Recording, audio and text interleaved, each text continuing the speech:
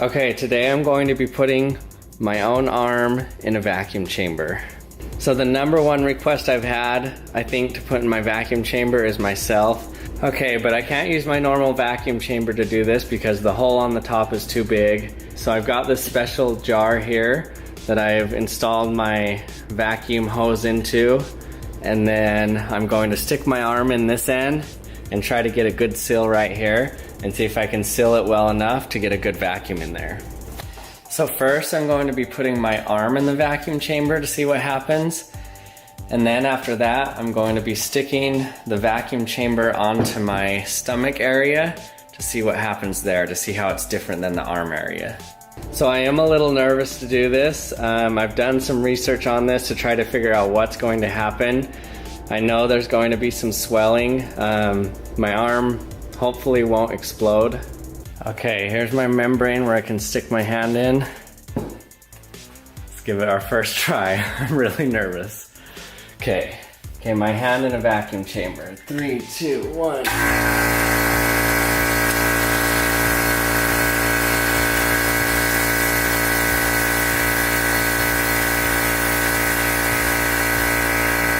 Oh wow. Okay, it's really sucking.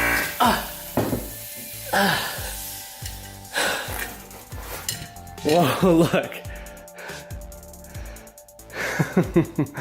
That was only for a few seconds and not even that low of a vacuum.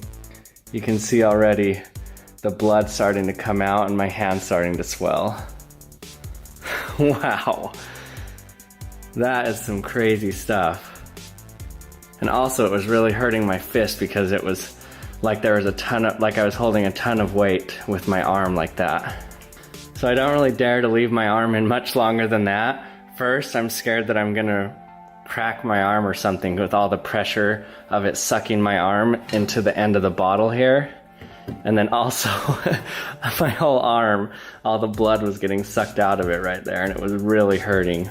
But you can also see there are these a bunch of tiny little red spots all throughout, especially in this area of my arm, not on my hand, but on this thinner skinned area of my arm. There's little red spots all up and down it, especially right there. So that's new, I didn't have that before. So it just started sucking the blood right out of my skin. That is crazy. And my arm kind of feels bruised all over. So what I didn't like about that method is it just kept sucking my arm in and it was pushing against the end and I felt like it was really hurting my wrist and my arm. So another way to do it is to use a part of my body that can't get sucked in. So I'm gonna put it on my stomach for as long as I can stand.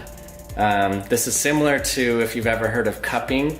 It's where you light a candle in a glass bottle and you stick it on you and it depletes the oxygen in there a little bit and makes a little bit of a vacuum in there, and you leave it on there and it leaves some nice welts on you. So I'm gonna try that with my vacuum, only it's a much stronger vacuum than is created in cupping. So I'm gonna see how long I can stand to leave it on with my vacuum. Okay, so to give myself better control, I made a little hole in the inlet here that I can cover and uncover with my finger to control the vacuum so I don't destroy my stomach here. Okay, my stomach in a vacuum chamber. 3, 2, 1.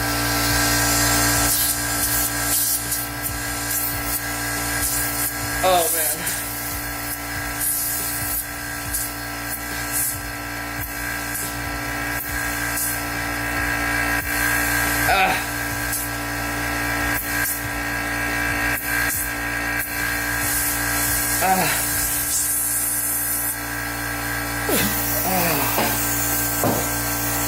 Oh man. With that, the part that really hurts more than anything is the edge of my skin at the vacuum, because this part's getting sucked in and this part's just getting stretched out. So right around the edge there, it's just stretching my skin out. So it shows the swelling that would happen in your entire body. Oh man, that hurts. Okay, so what would happen if you were exposed to the vacuum of space? So NASA has a Bioastronautics Data Book, 2nd edition. And they have a chapter that discusses animal studies of decompression in a vacuum.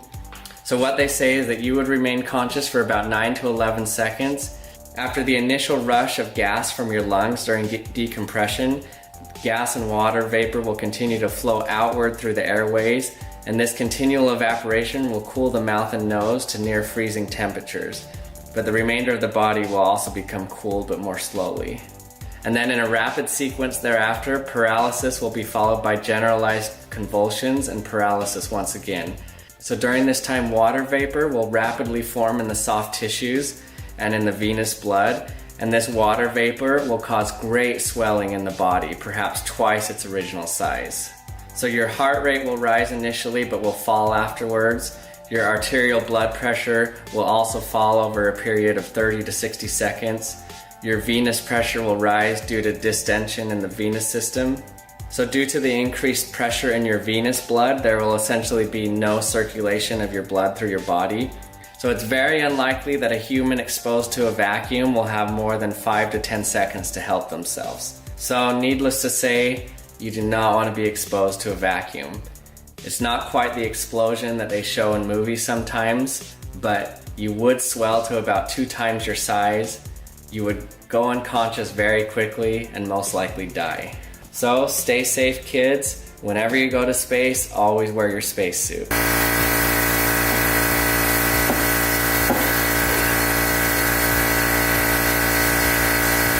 Going. Oh my gosh. Oh wow. Okay. Whoa. Wait, that hardly even got down to any pressure. First of all, it just sucked in my hand because atmospheric pressure out here was pushing my whole arm into the chamber. So it's really hard to just stick your appendage in without getting your whole body sucked in. Hey, thanks for watching again. I hope you enjoyed this video of me putting myself in a vacuum chamber. If you have any other crazy suggestions, put them in the comments section. I'll look through them. Anything you want to see me put in my hydraulic press or my vacuum chamber, or shoot with my supersonic ping pong balls, or shoot out of that cannon, let me know, and I'll see you next time.